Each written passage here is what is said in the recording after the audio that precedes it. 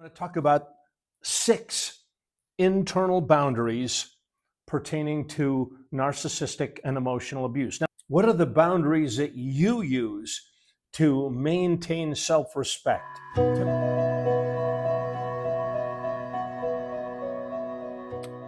Boundaries, boundaries, boundaries. We're always talking about boundaries when it comes to narcissistic and emotional abuse.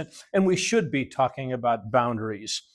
But when we talk about boundaries, we're often talking about external boundaries, which involves other people.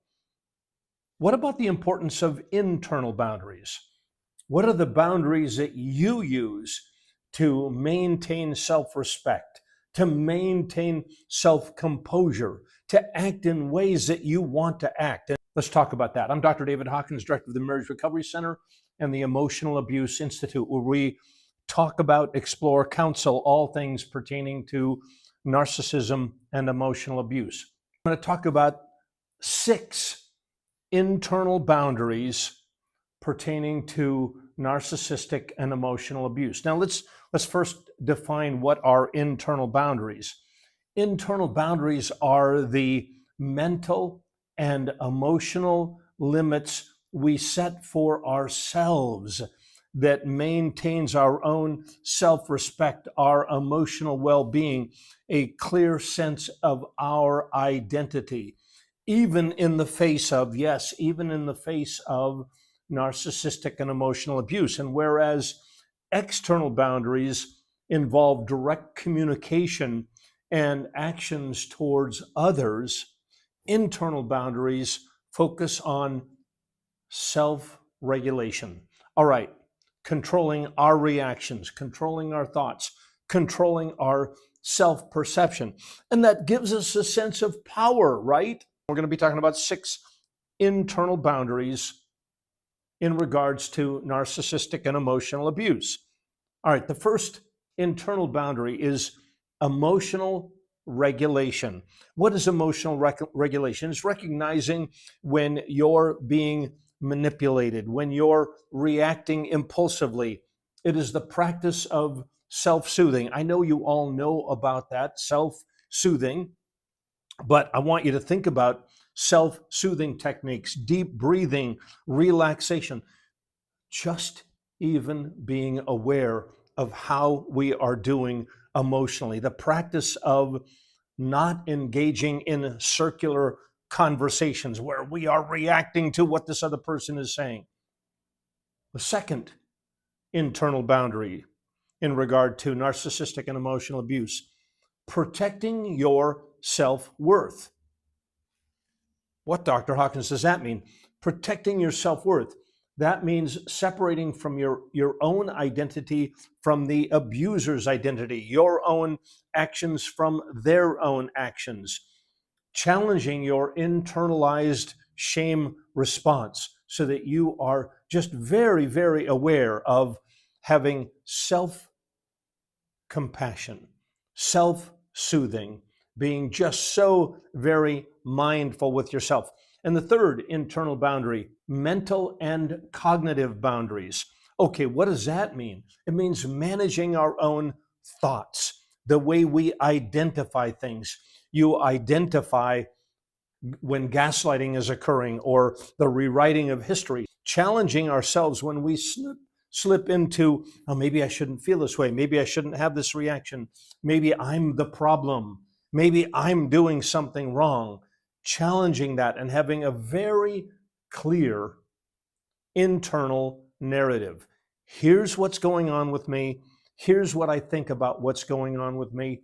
Here's what I think about what that person is doing and how I am reacting to it. So limiting, overanalyzing, limiting, trying to figure everything out, and knowing that there are some things beyond your control, beyond even your ability to figure it all out. All right, number 4, limiting your emotional investment. How powerful is that? Limiting your emotional investment, accepting that you cannot change the abuser, you cannot fix the abuser. You're going to withdraw emotional energy. And where are you going to put that emotional energy? You got it, on your self. You're going to nurture yourself. You're going to nurture your world. You're going to choose how you want your literal space to look, how you want your emotional space to look. Isn't that a cool idea that I can redecorate my inner life, my inner world? I'm sitting in a room right now that's very colorful, and it's my temporary office here in Mexico. But it's very colorful. There's bougainvillea right there to my right, purple, green, luscious. And I'm looking at it, more bougainvillea. And anyway, I've populated my little nook and cranny here, and I'm populating my inner life with peacefulness, kindness. All right. And I limit my emotional investment in any people, place, or situation that would cause me a great deal of distress. Number 5, the internal boundary of self-authorization and decision-making. With this tool, we trust our own perceptions. We're aware of what our perceptions are. Even when our perceptions are invalidated, we reinforce our internal perceptions. We give ourselves permission to act in our own best interests without guilt.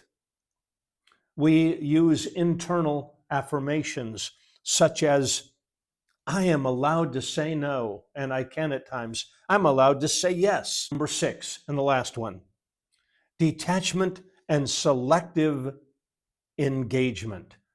Detachment, letting other people be who they are. They can be who they are, and I can watch them be who they are, and I'm focusing on me being who I am, choosing when and where and how I will engage with someone who is abusive. I'm going to monitor that, I'm going to regulate that, and I'm going to choose very carefully when and how I engage with this person. There may be times when I practice gray rocking. I just don't give that person's words or interests a great deal of attention in my world. I reduce my emotional exposure. I think we spend way too much energy in trying to change this abusive person and not enough emotional energy in trying to change our inner landscape. All right, so you have heard now 6 different strategies for developing internal boundaries. I know we talk so much about external boundaries, but I want you to be practicing internal boundaries as well.